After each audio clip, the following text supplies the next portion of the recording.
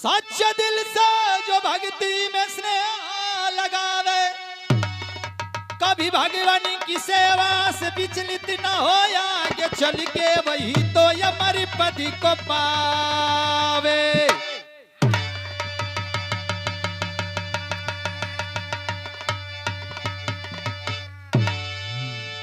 यही काशी बनारस की धरती की एक कहानी आप लोगों के बीच में पौराणिक शिव पुराण से कहानी उस समय की जिस समय भक्ति और भावनाओं में भगवान भोलेनाथ की आस्था को लगाने का कार्य किया जा रहा है। ऐसी परिस्थिति के बीच में एक वनवासी परिवार की एक छोटी सी दास्तान, छोटी सी कहानी आप लोगों के बीच में। एक लाइन का गजल लगल है।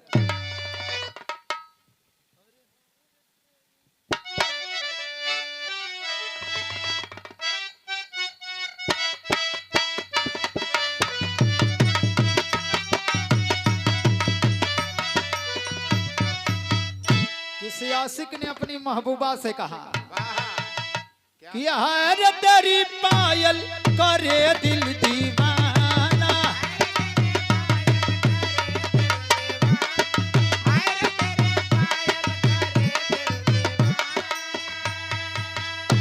अरे हर तेरी पायल करे दिल दीवाना,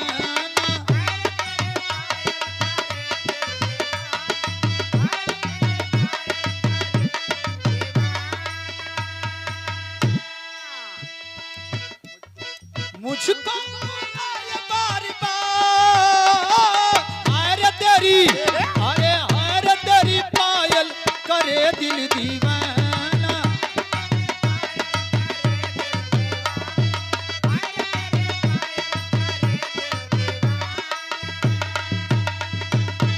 लेकिन भाव भोरहरी के टाइम में भक्ति पे दिया है कभी नहीं। अरे भक्ति पे अपना जो जीवन लगा,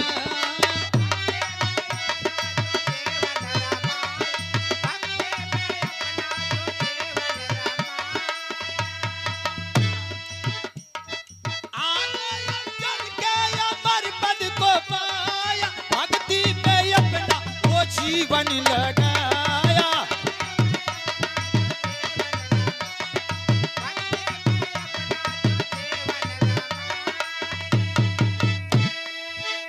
कहानी को शुरुआत यही काशी के वहाँ घाट से वही जोने घाट पे आज के तारीख में हम आप जा करके आस्था को लगा करके स्नान करने का काम करते हैं।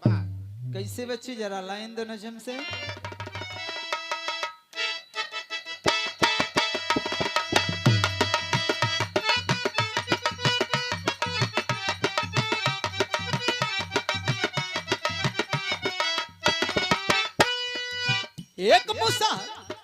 एक मुसहर का परिवार है और उसी परिवार के बीच की बात कवि ने दिया है।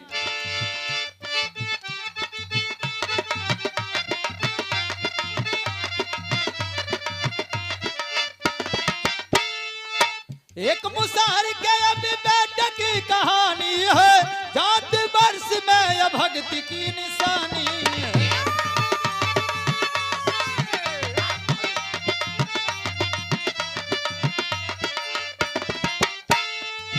करता भक्ति में लीन हो के भावों को, करता भक्ति में लीन हो के भावों को, वही शिव जी पुजारी बन के दावों में।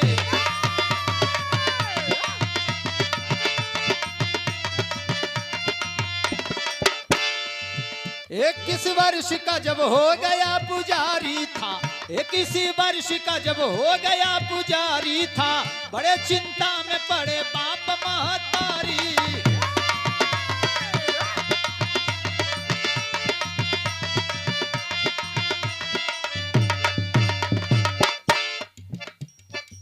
एक ही लाल मेरा ना कोई सहारा है, एक ही लाल मेरा ना कोई सहारा है, साथ उसने भी छोड़ा अब कहाँ गुजारा।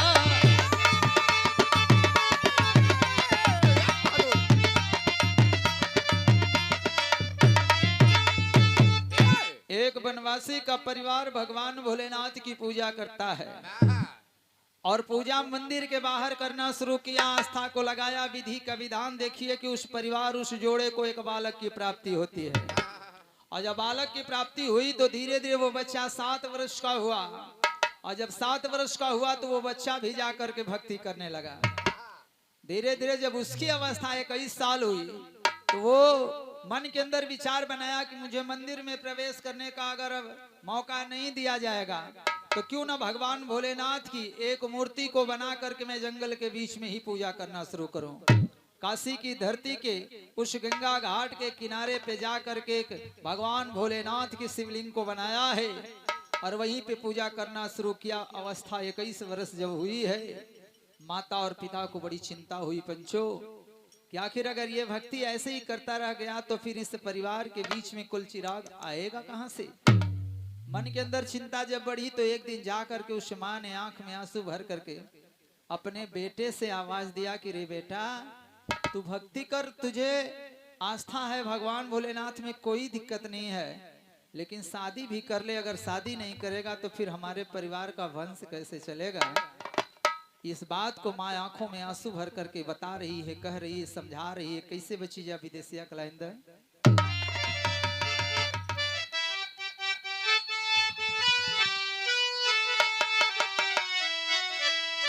अरे अखिया में आंसू भर के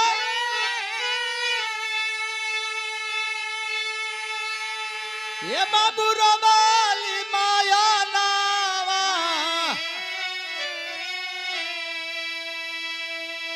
अरे यदि माई के विसारी मोर बच्चा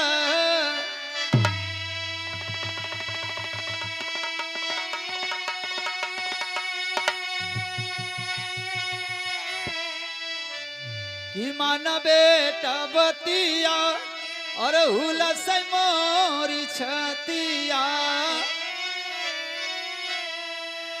और शादी कई के लवाब हुअर मोर बच्चा।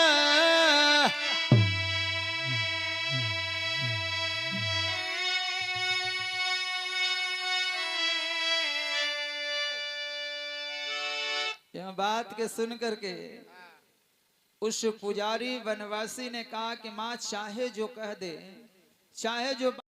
और मटमंगरा पे बड़ा प्यार से वह वनवासी परिवार में ही पुरानी गीत गावत हैं।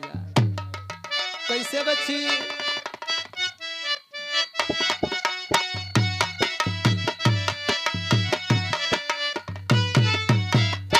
कहीं सखना या लंबी दूरी रे समरी सगरा,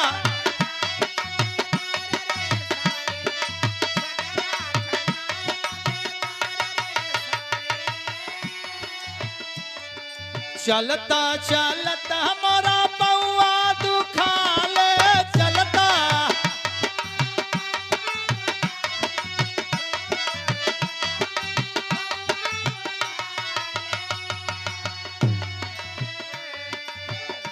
कहीं पर पय जनियई पे धूल रे समरी परई पय,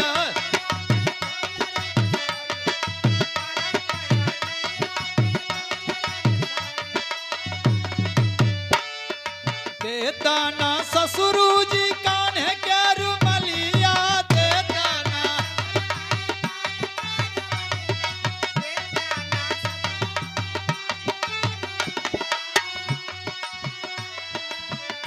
अरे झारऊ पे जनियई के धूल रे संवरिया, झारऊ पे जनिया के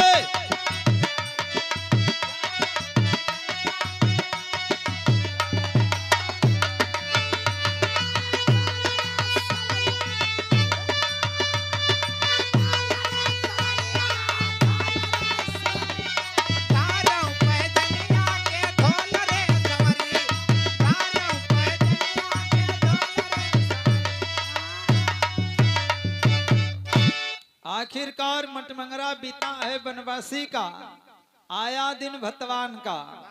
और जब भतवान का दिन आया है तो लोगों ने भतवान को भी मनाने का कार्य किया। और जब हतवान को मनाने का काम किया तो तीसरा दिन विवाह का आया पंचो। और जब तीसरा दिन विवाह का आया है तब लेकर के बारात इधर चल दिए बनवासी। और जब बनवासी बारात लेकर के चले गए तो इधर माताएं बहनें गीत गाना शुरू कर दिए। गीत गा रही हैं। कौन सी गीत गा रही कि डोला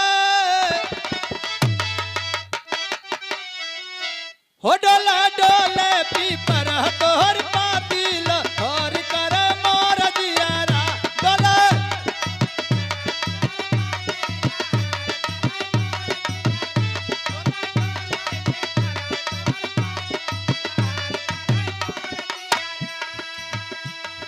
सोनी के थाली में जवना परोसे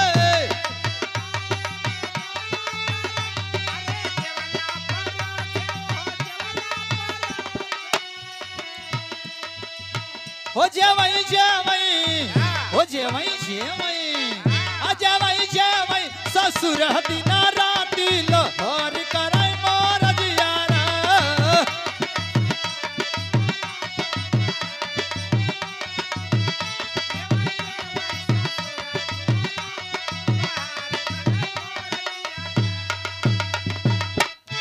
यार खुशी मनावत हुए बनवासी के परिवार में ओहर बारात पहुंच गई घरात में। और जब घरात में बारात पहुंचल वही समैया लोगन के पता चलल। और जब पता चलल तो एक लाइन के गीत लगल है। कोनो बिटिया अपन बाप के समझा के कहता बाबूजी हमार बियाह में चाहे कुछ भी करम मुबारक है लेकिन जवन मड़वा छे भैया वो ठीक ठाक से रहे कैसे कि मटमंगरा भतवान बियाह वही में होवे के है। वो लड़की बाबू से मांग कैले है। कौन गीत है बच्ची?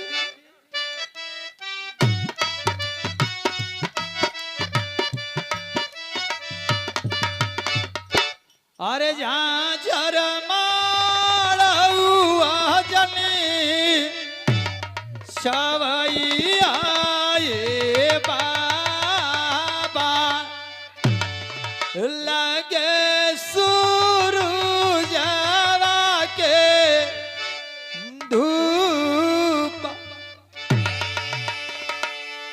गीत के लाइन लगल। अरे धीरे धीरे कैले देखा बाबू बरतिया हो धीरे धीरे कैले देखा बाबू बरतिया हो वही घरती पीछे आई।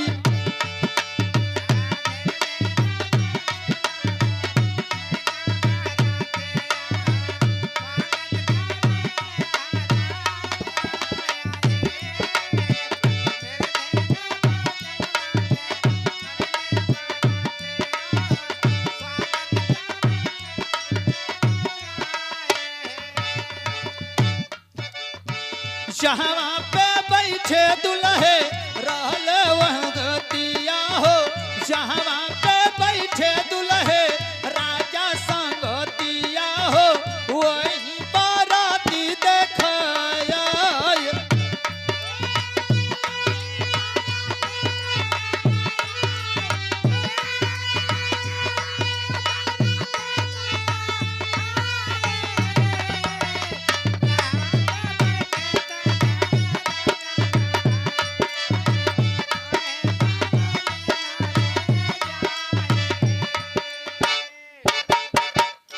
बाबू हो धीरे धीरे बारात पहुंचल और जब बारात पहुंचल तो घराती के लोग मिल करके जलपान करावत हुए व्यवस्था देते हो कि भैया आराम से आप लोग जलपान कर खान पान कर। और तब तक नाउन आवाज दे ले शर्मा परिवार में शादी है।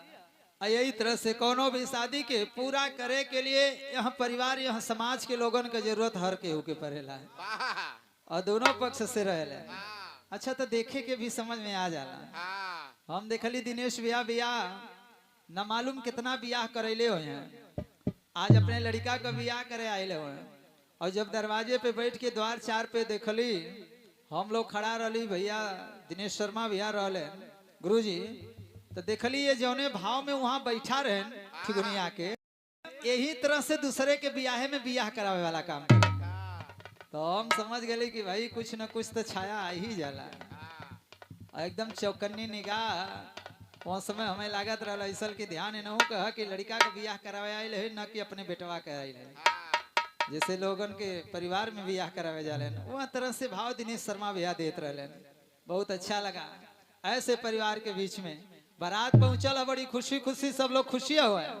और जब खुशियां हुए वही समय माई बहन गीत गावत हैं। जा एक लाइन का बड़ा प्यार से माई बहन गीत गावे जब दुआरे पे दुल्हा पहुंच जाला। आजकल तो वो गीते ना गीत गावे के दुल्हन औरतन के मेहरारून के दादी अम्मा के तो मौके ना मिलेला, तना डीजे बजेला ना। पहले रहा दादी गावे बुआ गावे वहाँ गीत का भाव निकले। आजकल तो दादी घरे में से बाहर ना आवत है, अगर बाहर निकल गए डीजे के जोर से अगर धक्का लगे आवाज का धक्का जब जोर से लागल हमारा गुरुजी के तो गुरुजी डगमगा गए ना। 80 साल का दादी अम्मा कितना अपने आप के संभरे हैं। आज गुरुजी तो हाथ संभर गए ना गवाई रहे। यही से गुरुजी का लाइन भी हमेशा हमें याद रहेला जब डीजे बजेला कि मंगल भाया मंगल। ऐसे ही डीजे से हो जाला। लेकिन माई बहनों समय वनवासी के परिवार के बारात के देखे एक लाइन का गीत गावत है कि अपना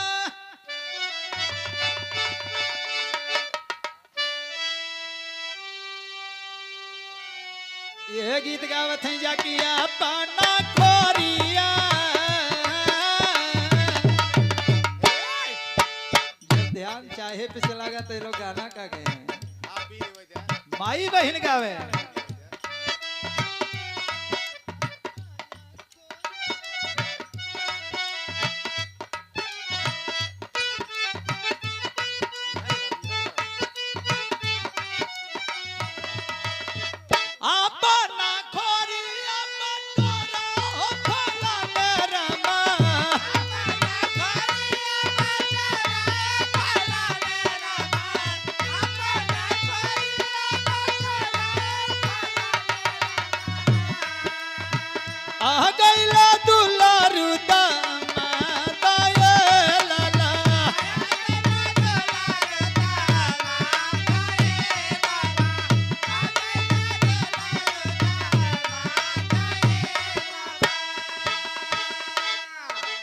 गीत गव नहीं होता अनेकों गीत माई बहनों समय गावत हैं। जा धीरे धीरे दुल्हा आ गई बारात से। जनवास से बाराती दुल्हा पहुंचल है मड़वा के बीच में। और जब मड़वा के बीच में पहुंचल तब तक लोग गीत दूसर की गीत गावे लगे। और दूसर की गीत के लाइन देते जा कि तनी देखिला का देखिला बड़ा प्यार से हो तनी देखिला हो तनी देखिला तनी देखिला दीवालिया पे काल कलबा तनी देखी तनी देखिला दीवालिया पे काल कलबा तनी देखिला तनी देखिला दीवालिया पे काल कलबा तनी देखिला। दिनेश शर्मा लिखल बा लड़का के पिता का नाम दिनेश शर्मा लिखल है। लड़का का नाम सनी लिखल है। लड़की का नाम चिट्ठी बांटे का काम 15 जने के करे हैं। अपना खुद नहीं पढ़े हैं कि चिट्ठी में लड़की का नाम का रहा बतावत है। जा सनी शर्मा लिखल बा सनी शर्मा लिखल बा शर्मा लिखल बा वही पे शर्मा परिवार के प्यार लिखल बा तनी देखिला हो तनी देखिला तनी देखिला ये पे का लिखल बा तनी देखिला तनी देखिला ये वालिया पे का लिखल बा तनी देखिला। पहली गोल गावता तब तक दूसर की गोल गावतिया नागेंद्र भैया का गावतिया यह गावतिया बड़ा प्यार से। अरे ऐसन बारात ना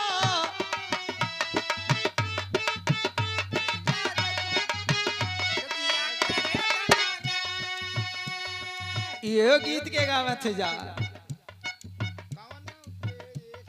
पर्दा से दा ऐसन बारात ना देखा कजिया कर धक्का धा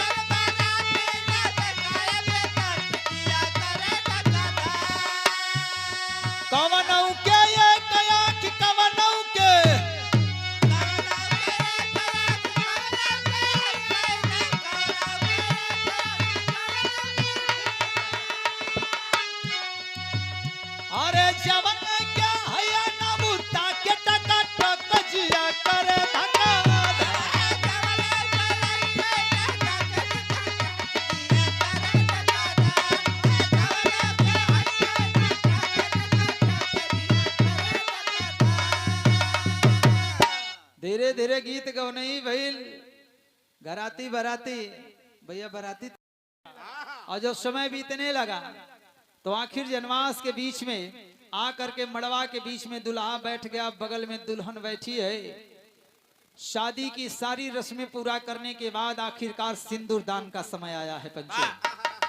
और जब सिंदूर दान का समय आया तब दुल्हा खड़ा होकर के एक आवाज देता है, घराती और बराती सभी परिवार के लोगों से हाथ जोड़ करके, एक मेरी विनती है, शादी तो मैं कर लिया, सिंदूर दान भी मैं कर दूंगा, लेकिन सुबह की बेला में अपनी पत्नी के साथ डोली में बैठ करके मैं घर वापस नहीं जाऊंगा, क्योंकि बारात विदा करने में समय लगेगा और मैं प्रतिदिन भोर 4 बजे ही जा करके भोले बाबा की पूजा करता हूँ।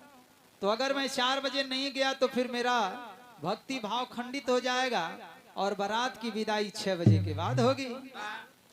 तो इसलिए आप शादी आप लोगों के कहने पे किया, सिंदूरदान कर दिया, लेकिन मैं अभी निकल जाऊंगा और सुबह में आप लोग आइएगा। लड़का के पिताजी कहले, अरे बेटा बियाह कैला लिया के तो हम चला जाओ, लिया के तो हम आई, कोनो दिक्कत ना, बड़ा रुपया लागल है, भला इतना सही। हम तो जो हत रही कि तिलक बरच्छा 4 दिन पहले ही हुई, लेकिन 4 दिन के बदले आज आइब काल आइब काल आइब आज आइब करत करत आखिर बेटा बियाह के दिन आ गई। अब बियाह के दिन जोहत रही कि अब मिली कि तब मिली, तब मिली कि अब मिली, मिला तो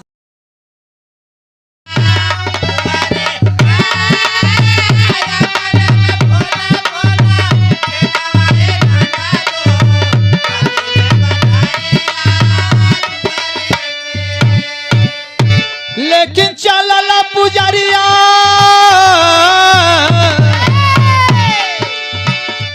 अरे चलला पुजरिया वही काशी के नगरिया जहाँ शिव भोला के दुआरी हो रहा।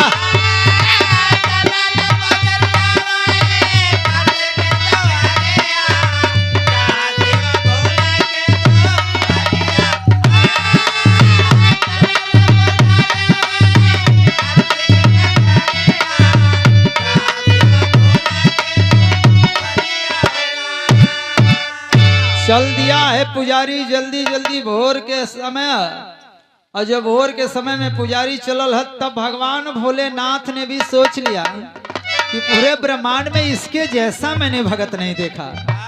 मुझे कोई गंगा जल चढ़ाता है, कोई बेल का पत्ता चढ़ाता है, कोई धतूरा चढ़ाता है, और ये मुझे भक्ति में लीन होकर के मेरी मूरत के ऊपर भस्म और लोथ चढ़ाता है। ऐसे भगत की परीक्षा लेना भी जरूरी है कि वास्तव में ये भक्ति कर रहा है कि मेरा उपहास कर रहा है। उस समय का भाव दिया है, क्या भाव दिया, कैसे बाबू?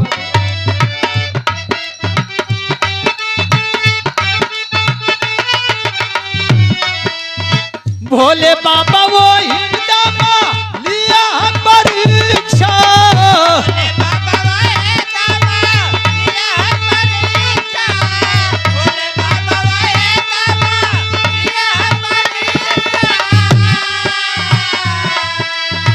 जाना लाया चाहिए भगत की इच्छा,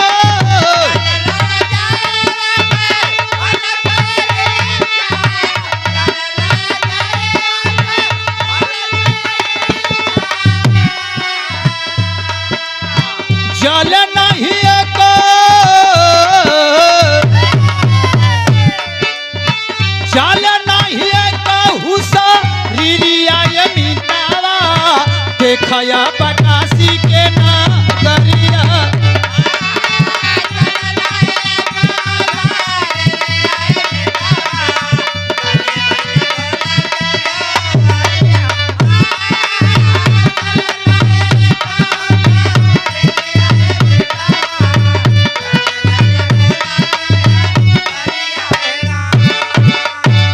भगवान भोलेनाथ ने परीक्षा के रूप में ऐसा लीला रचाया है कि काशी के उस श्मशान घाट पे जहाँ पे उसने मूर्त को बनाया था, उस स्थान पे एक भी लाश उस दिन नहीं जली।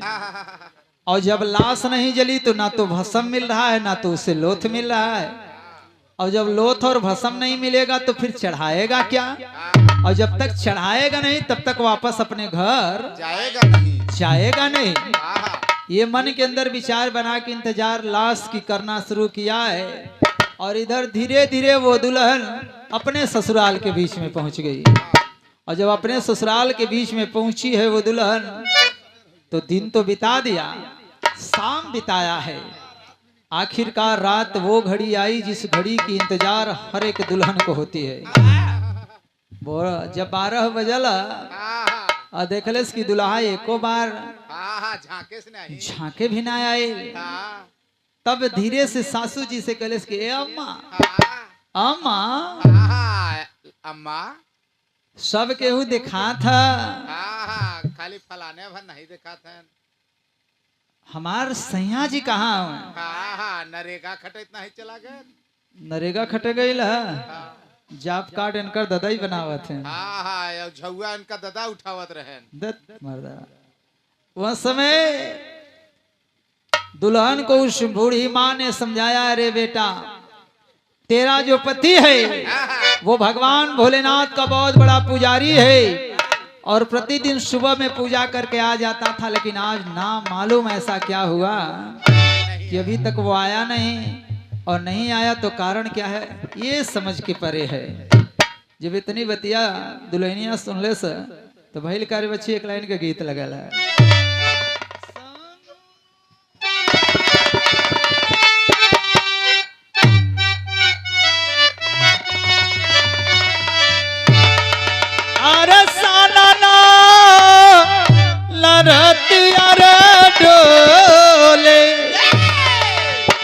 कोनो ननद भौजाई के वार्तालाप बीच की बात है। कहले भी आए ननद भौजाई से, किसान नरतिया रे डोले चलेला पवनवा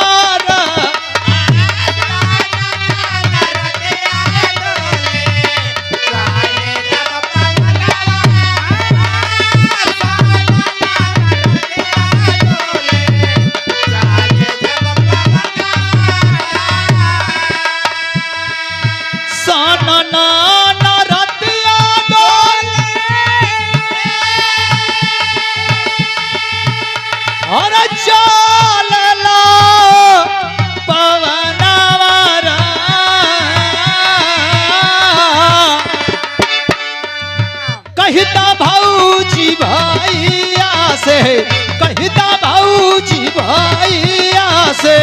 कहते मोरा गमला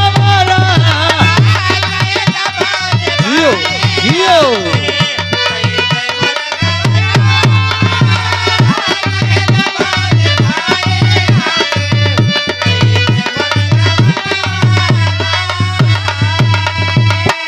अरे नाही चाहिए कूड़ा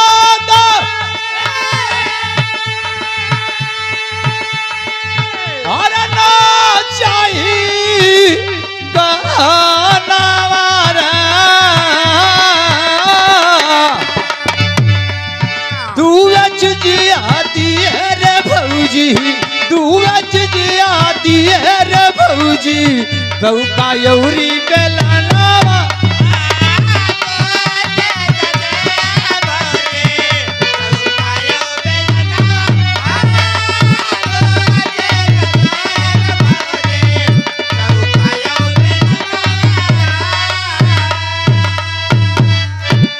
₹101 का पुरस्कार ये लड़का पक्ष से वर के रूप में आए शनि शर्मा के पिता श्री आदरणीय श्री दिनेश शर्मा बड़े भैया की तरफ से अमूल्य ₹101 का पुरस्कार हृदय की गहराई से नमन करता हूं, प्रणाम करता हूं। लेकिन भाव कवि ने दिया है, वो दुल्हन मन के अंदर क्या विचार बना रही है।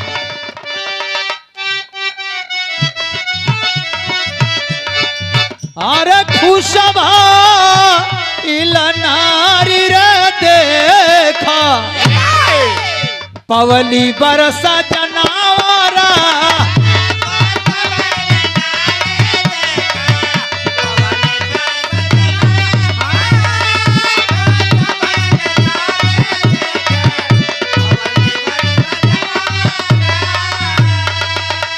अरे खुश भइला नार देखो अरे वाली बरो सजनवार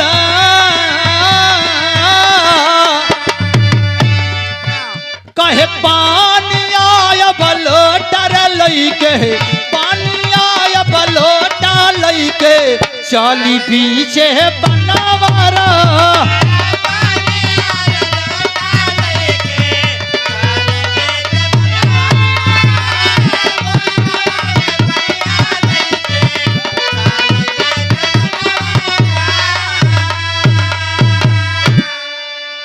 ये बाबू इसमें लोटा में पानी लेकर के अपने पति के पास में चली कि मेरा पति सुबह से है तो भूख प्यास लगी होगी तो मैं यहाँ बैठ के क्या करूंगी, इससे अच्छा कि मैं खुद चलूँ वहां। और यही सोच करके वो दुल्हन निकली है और पानी ले करके आधी रात में अपने पति से मिलने के लिए काशी के घाट के लिए चलती है पंचो। और जब काशी के घाट के लिए चलती है तो टेरी की लाइन लगल है।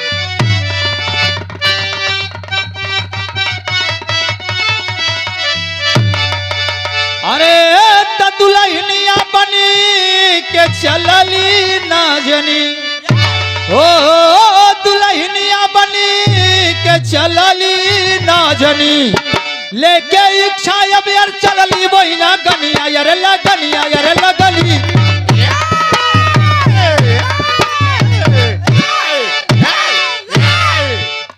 मन के अंदर इच्छा लिए और मन के अंदर इच्छा लेकर के चली है उस समय वो दुल्हन कि आज अपने पति से मिलन वही करने का काम करूंगी, भक्ति की भावनाओं में डूब करके। आज के युग जमाने की दुल्हन होती तो मन के अंदर यही सोचती और अपने माता पिता को कोसती कि जिस कैसे पति के हाथ में मुझे भेजने का काम मर्द के हाथ में भेज दिया, जो आज की रात में पति के पास होना चाहिए तो वो भक्ति में लीन होकर के जंगल विचरण कर रहा है। लेकिन वो खुश है, भाग्यशाली हूं कि मुझे भगवान भोलेनाथ का ऐसा भगत पति मिला है जो पहले उसके लिए भक्ति है उसके बाद ये लाइन है। तो ये सोच बनाई है तो पपट की लाइन लगल है। कैसे?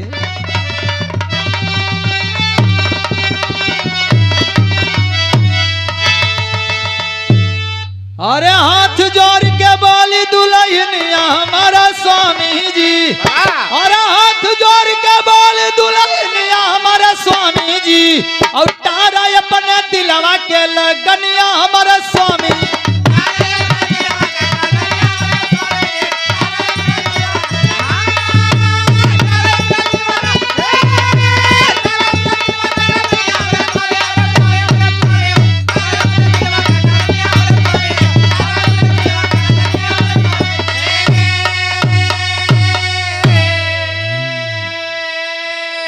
पहुंच गई पति के पास में, पति देखा अरे पागल यहाँ तू क्यों आ गई?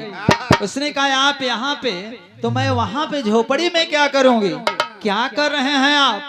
उस वनवासी ने कहा कि आज न मालूम क्या हो गया कि एक भी लाश नहीं जली, और जब तक लाश नहीं जलेगी मुझे भस्म और लोथ नहीं मिलेगा, और जब तक लोथ और भस्म नहीं मिलेगा तब तक मैं भोले बाबा को प्रसाद नहीं चढ़ाऊंगा, और जब तक प्रसाद नहीं चढ़ाऊंगा तब तक मैं वापस घर आने वाला नहीं।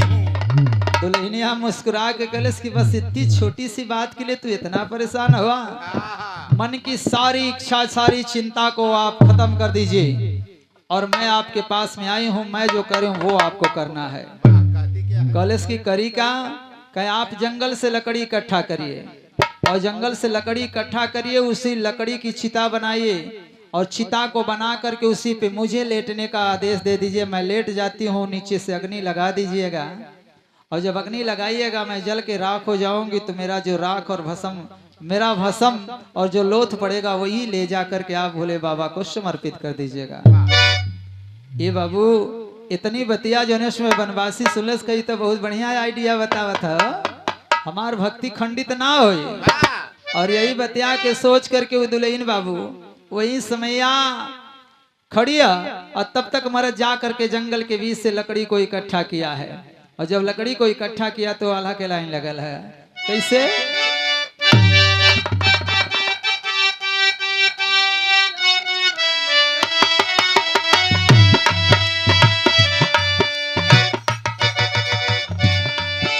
भोला भाव अनेको प्रकार को होला। आज कुछ और बजा के देता।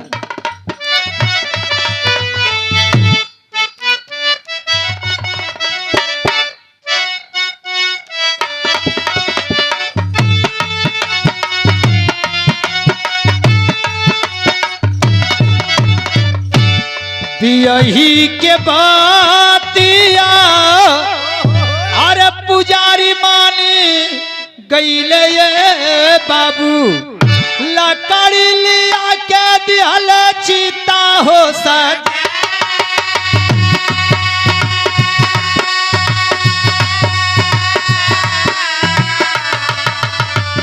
ओही पे यसूतल बाटे वही दम दुल्हनिया रे भैया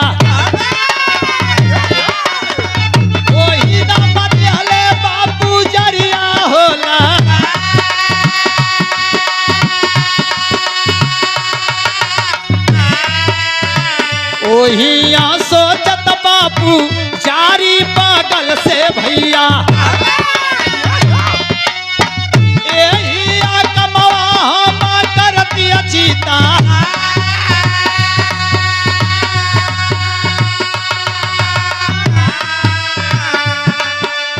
ये बाबू मन के अंदर विचार बनाया, लेकर के चिता को लगाया, चिता पे दुल्हन को लेटा करके और आगी लगा दिया। और जब आगी को लगाया है वही समय जब दुल्हनिया जले लागल तब पुजारी सोचलस कि अरे ये तो मैंने बहुत बड़ा पाप कर दिया, ये काम तो मैं खुद कर सकता था। मैं अपने आप को ही जला करके अपनी भावनाओं को, अपने शरीर के राख और लोथ को भोले बाबा को समर्पित कर सकता था, लेकिन उस दुल्हन को जला दिया जिस दुल्हन से मैं क्षण मात्र भी अभी मुलाकात नहीं किया हूँ। यही मन के अंदर विचार बना के बड़ा गलानी कर रहा है, गलानी कर रहा है, दूसर का आला लगल है।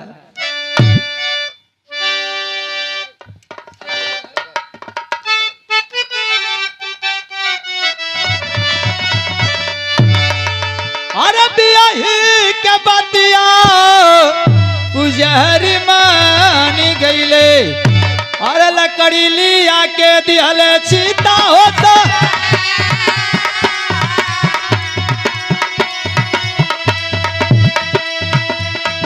चलता दुल्हनिया के देख के दूल्हा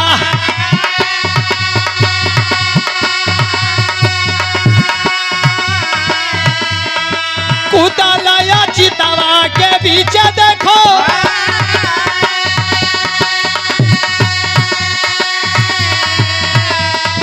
निकलल बधुआ नया गईल का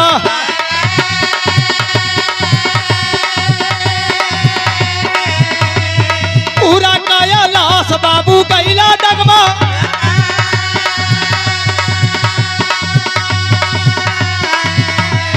नंदनी बयलवा का कई के सवरी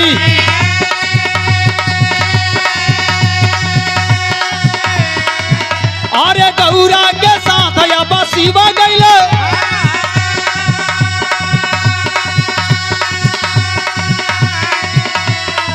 अरे दियाला बरदान वही बाबू तब घरी से अलई के आशीष बाबू रहल चीतला।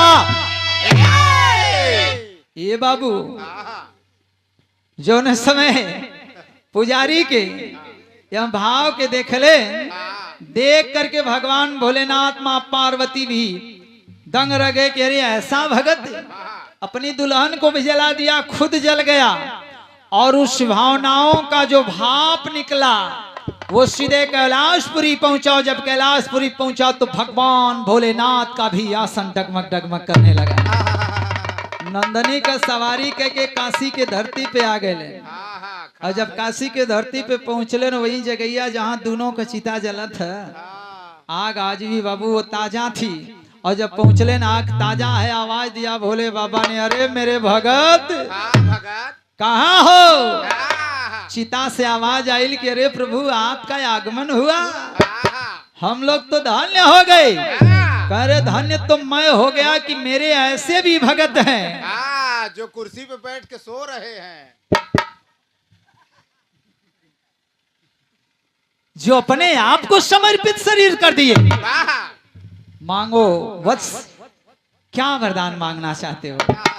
वही चितवे से आवाज आई, अरे प्रभु अब यह दुनिया में रहे की इच्छा नहीं न यह जन्म में ना है। हाँ, अगर देवे के कुछ इच्छा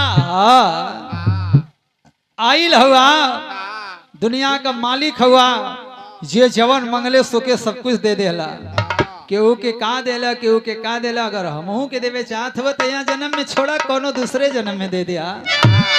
कहीं का चाहत हुआ, कहीं दूसरे कोनो जन्म में हम लोगन के मुलाकात करा दिया। या नाते कि पति पत्नी तो हो गए, हाँ, लेकिन जुगाड़ नहीं बना। कौन जुगाड़? हाँ, प्रेम। वह जुगाड़ बनावे खातिर हमारा जुगाड़ अगले जन्म में ला दिया। हाँ, हाँ, भगवान भोलेनाथ यो मस्त करके वरदान देलन। समय बीता, त्रेता बीता, द्वापर युग आ गया। हाँ, और जब द्वापर युग आयल तो वह मुसहर परिवार का, वनवासी परिवार का उ लइका उ लइकी, उ दुल्हीन उ दुल्हा द्वापर में पैदा भैलन। वाह, लेकिन का बन के पैदा भैलन? आप अच्छी जा आखिरी पड़ाव पे।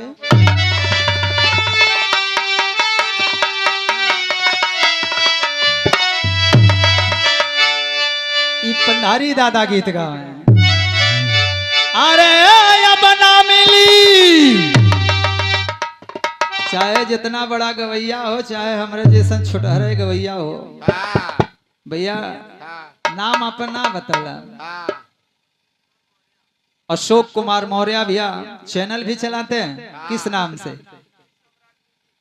यूपी सम्राट म्यूजिक। उस तथागत परिवार से, बौद्ध सत्व परिवार से, अशोका राज्य परिवार, चंद्रगुप्त परिवार से हमारे आपके बीच में सम्राट शब्द वहीं पे लगता है जो विश्व विजेता कहा जाता है। वाह, ऐसे विश्व विजेता परिवार से हमारे अशोक मौर्य भैया हैं, जो हम लोगों की इस गीत को आप लोगों के बीच में रिकॉर्ड कर रहे हैं। हाँ, और जो अच्छी गीतें हो, सामाजिक गीतें हो, क्योंकि मनोरंजन भी बहुत ज्यादा हुआ है अशोक भैया, इसलिए मेरा रिक्वेस्ट आपसे है हाँ, कि मनोरंजन वाली लाइनों को आप अपने पास रख लीजिएगा। जो सामाजिक हो, पारिवारिक हो, उन गीतों को आप चढ़ा दीजिएगा।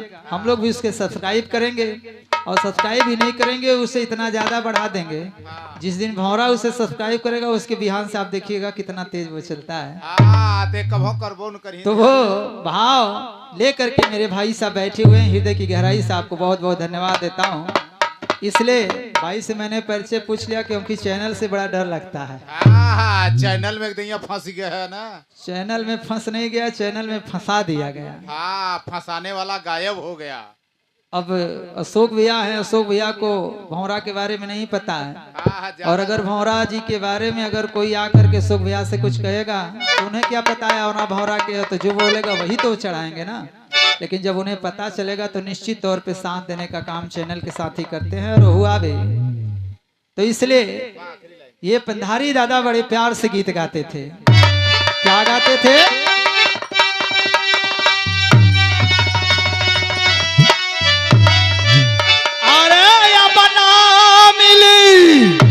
ए बाबूया बना मिली, भैया बना मिली, तो देसी घी के सारी बना मिली।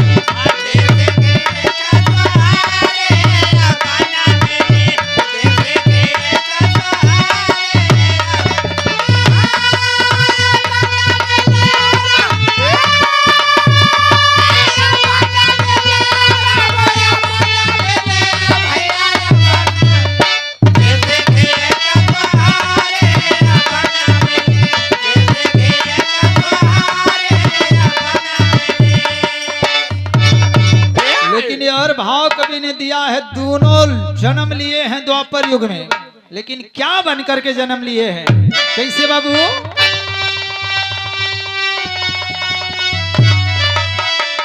अरे तो वो है मुसारी के लड़कवा, अरे भाई यारा चुना जिसनिया, और भैली सतवादी दुल्हनिया सुभद्रा रानी।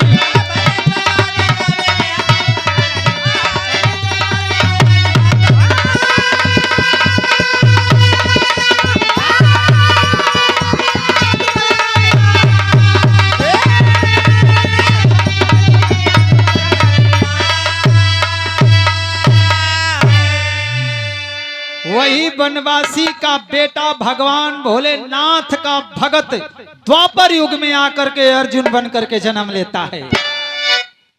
प्रियंका, हाँ ये वो खानदान है, हाँ, ये खानदान है। अर्जुन खानदान है। हाँ हाँ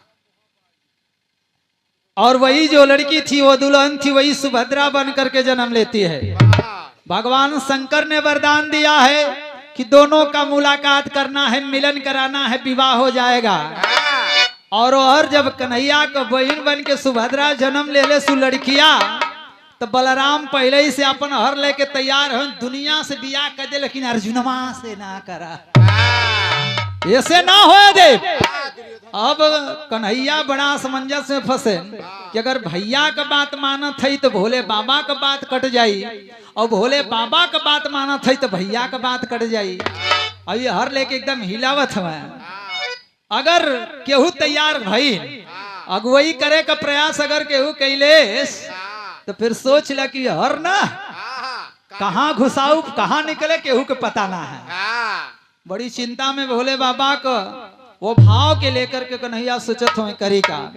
तब कन्हैया जी के मन के अंदर विचार आया कि ऐसे ना होई, हाँ, अब तो भाई एक ही रास्ता बचल है। हाँ, का रास्ता बचल अंतरा से? कहें श्री कृष्ण के भक्ति कहाए पारथ बलवान हो, और उधर सुभद्रा कर गईली असना।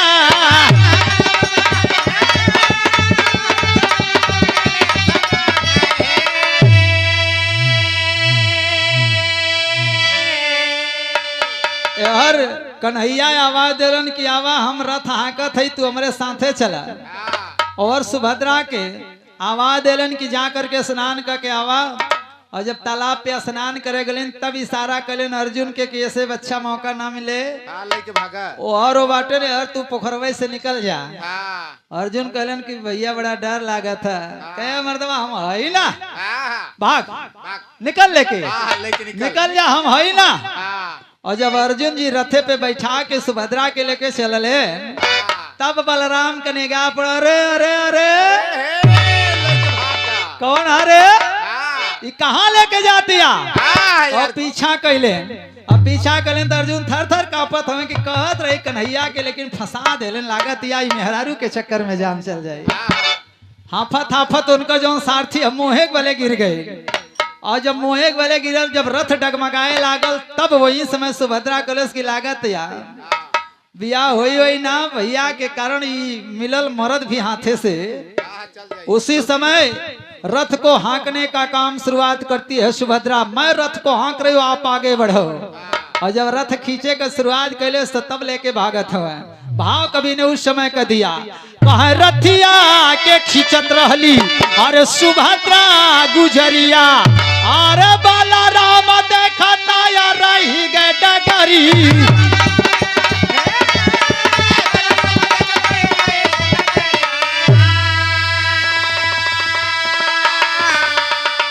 गईले गजपुर राजधानिया और सुभद्रा रानिया, तपलनी पांडव कुल महारानिया सुभद्रा रानी।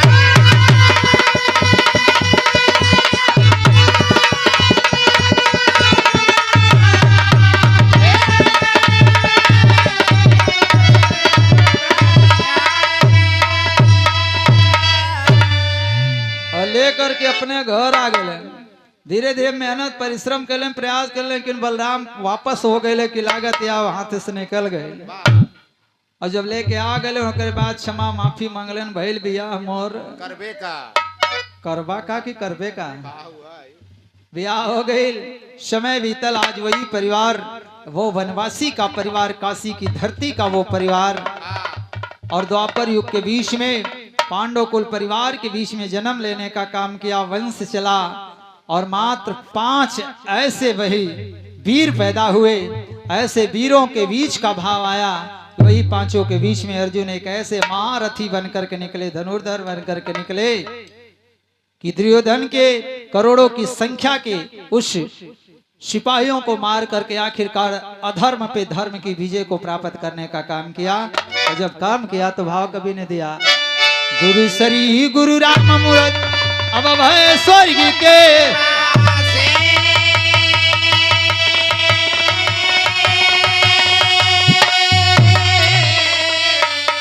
कथन करे अभी बाबा जग शिरोमणि आरा भादो ही ज्ञानीवा